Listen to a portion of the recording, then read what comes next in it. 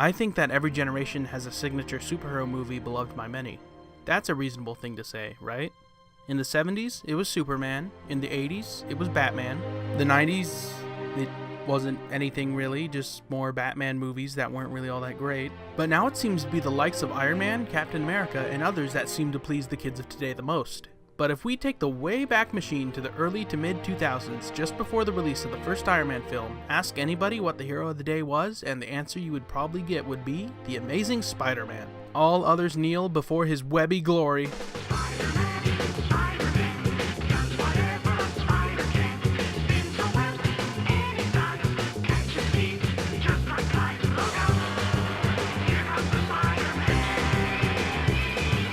A character that, at this point, really needs no introduction. Spider-Man made his first appearance in a pulp magazine in the summer of 1962 and has had a long history in comic books ever since, with new angles, directions, and even interpretations taken with the character countless times. An orphan teen who gained spider powers after being bitten by a radioactive spider was the main catch for the first story, but later writers added just as many girlfriends, bits of drama, and responsibilities in Peter Parker's life as they did supervillains to the fight, which was the dang appeal. Several swings into cartoons and video games later, and in 2002, the Wallcrawler would get a trilogy of blockbuster live-action films after a series of rights management issues and creative troubles. Seriously, look up the history leading up to the first Sam Raimi Spider-Man film. It's bizarre. Like, James Cameron was attached to it at some point.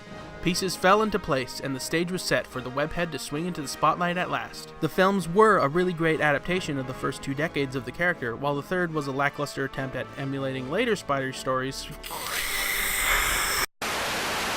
The films were a really great adaptation of the first 2 decades of the character, while the third was a lackluster attempt at emulating later Spider stories. The third one kinda sucks, so hey, patience, we'll get to it. Calm down. After recreating the amazing fantasy of the origin story of Spider-Man to cinema, the films would follow Peter Parker's fight against crime and villainy, and also bouts of character growth and interesting interpersonal intrigue. Tobey Maguire does feel authentic and gels well with the film's angle of an ordinary guy with the double life as an amazing superhero. I feel that Peter Parker is at his best when he feels like an outcast in a believable way, and Maguire is a good choice for that. He channels a lot of emotions from anger and sadness, but it all comes from a humble, innocent sort of role that feels earnest when it's meant to be, even if it does sound a little cheesy. Yeah. I cried like a baby when you played Cinderella. Peter, that was first grade. Well, even so. Does it work in every scene? No, but 60s, 70s Spider-Man is something that they nail here mostly.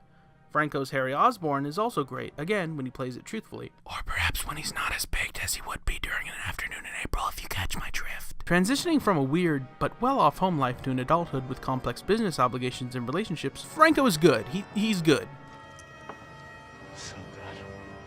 Even looking at roles such as Cliff Robertson and Rosemary Harris as Uncle Ben and Aunt May respectively, I think the important thing here is that they got actors who were ready to act because a great sense of atmosphere was with most of the production. Even J.K. Simmons' J. Jonah Jameson, in his explosive cartoonishness, is well-rounded and enthusiastic. Spider-Man wasn't attacking the city, he was trying to save it. That's slander. It is not. I resent that. Slander is spoken. In print, it's libel. Jameson! Who's the photographer who takes the pictures of Spider-Man? I don't know who he is. His stuff comes in the mail. You're lying! I swear. See any interview of Sam Raimi about Spider-Man, and you'll see that he is a big fan of the source material and really wanted to do the comic justice. That charisma comes off into the actors and crew, and that ultimately makes a great film great. Everyone's at their job to do their job. I think the only element that comes off short or just hasn't aged all that well is Dunst's Mary Jane Watson. It's not that Dunst is really a bad actress, but when you compare this version of the character to previous ones, it does come up short. Mary Jane and most of Peter's love interests and co-stars were interesting because they had other things going on in their lives and felt like other genuinely human people because of that. Part of MJ's appeal is that she's a character with her own desires and choices. She works off of Peter and with Peter and other characters because of that, and people like that in a supporting cast. And maybe in a pinup gal like she would partially become later on. Not that the character is really bad here, but Mary Jane is treated like something for Spider-Man to save, fight over, gawk at, or friend zone in the movies. It's While these elements aren't necessarily bad when being told from a heterosexual male perspective, you couldn't make MJ more developed or interesting or something? Spider-Man has always been distinguished as a superhero drama with an equal importance on the drama. Focusing more on Mary Jane's life for a few seconds away from Peter's view would have been welcome. That's not to say that the films are misogynist or that you can't necessarily tell a story where we look at the relationship through the eyes of a man, it's just kind of weird going back to it now. Plus, these climaxes get tiresome by the time you go back to revisit Spider-Man 3. I mean, that is if you want to go back and revisit Spider-Man 3. You know what does work really well? The villains. William Dafoe's Norman Osborn is probably one of the best villains in a superhero movie ever the more I think about it. We get a sense of the kind of father he is and also the kind of profession he works at when we first meet him.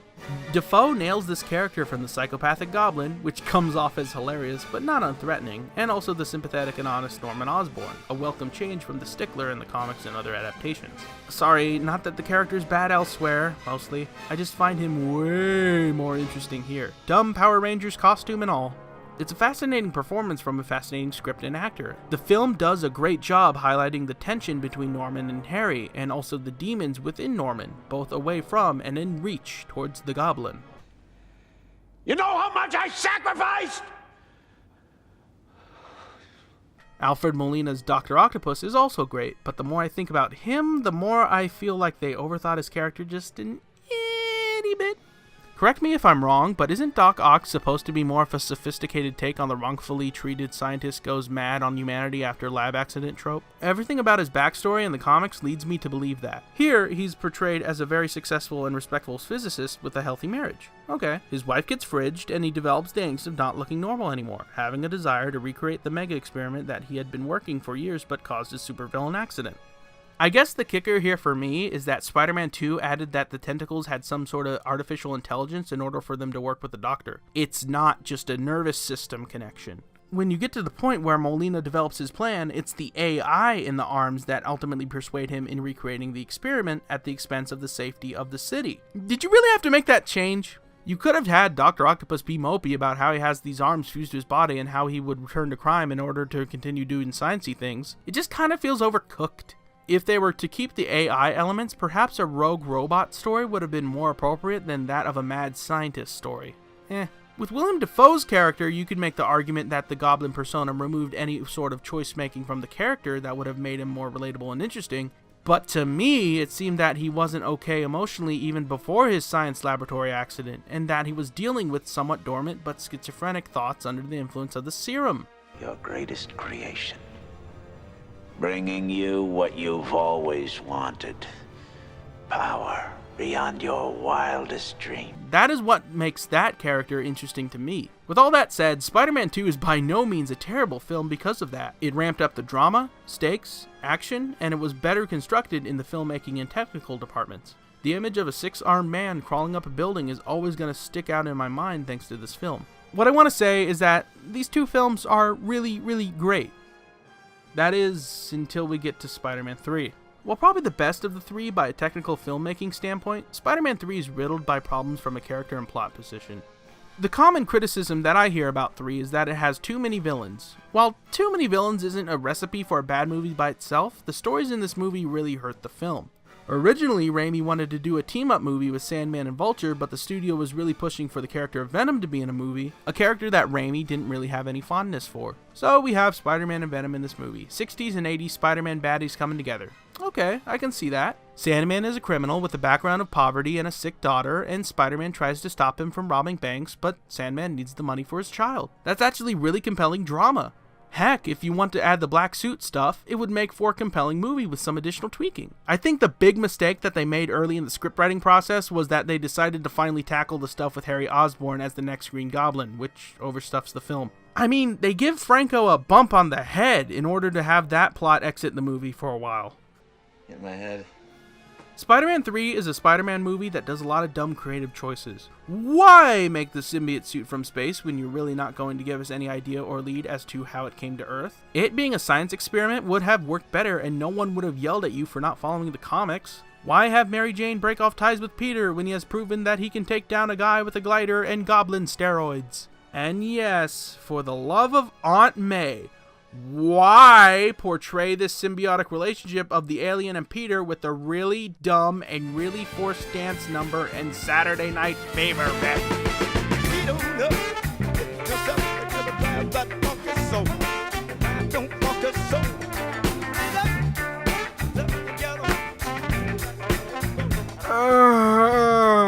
This is funny for all the wrong reasons. I've heard the argument that you're supposed to hate this change in Peter because the film is aware that he's acting like a dork, that Peter and the alien have no basis for what is considered cool. But really, it's the No More Heroes 2 paradox. I get the intention, but it's not satisfying to me as a viewer, as an audience member. It's painful. I know this is tricky and it kind of sucks sometimes, but it's not really the audience's job to convey the right idea of what you're saying. It's yours, as the communicator. Hey, stick around, it's gonna start again. This whole thing sort of reminds me of what happened with Sam Raimi's Evil Dead series, where it became more of a comedy as the films went on. While Army of Darkness was at least fun and kept Bruce Campbell's character consistent with the other two films, it just doesn't work here for some reason. Notice the big fight at the end and you'll see what I'm talking about. Hey, Pete! Am I interrupting? Hey, kid, you want a job? Why would I want a job? I'm just a kid. Looks like just in the nick of time. A couple minutes ago wouldn't have been so bad either. What are you gonna do? How much for the camera? $100. $100 bucks! This thing got any more? Hang on! To what? All right, you little crook. Here. What the? Film's extra. I like being bad. It makes me happy. For all the not-so-great stuff in Spider-Man 3, I can't call it one of the worst superhero films ever, and there is some good stuff in here.